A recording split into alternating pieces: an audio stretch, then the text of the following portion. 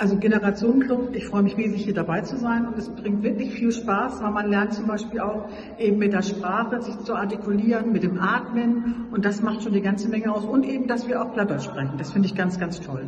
Dat man met zoveel Lüd is, die man sonst vielleicht gar nicht gesprochen hat. Wir sind ja von 8 Teilen bis 77 sind wir zusammen und das ist die Mischung, das ist so wunderbar. Ich finde es interessant, wie verschiedene Generationen eben zusammenkommen, auch Erfahrungen austauschen. Der Austausch mit den anderen. Ich hoffe, er erklärt so vieles, gerade wie meine Mutter, die gestorben ist.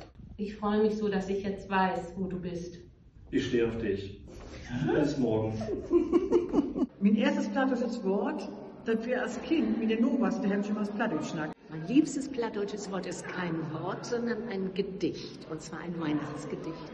Das hängt mit meinem Großvater zusammen. Mir grotet der, mir lüttet der, dem möchte ich so gern Geschichten hören. Mein liebstes plattdeutsches Wort, ich bitte jetzt schon mal um Entschuldigung, falls es falsch ausgesprochen ist, Schiebühl. Bei den Proben macht mir besonders Spaß, also eigentlich alles. Ja.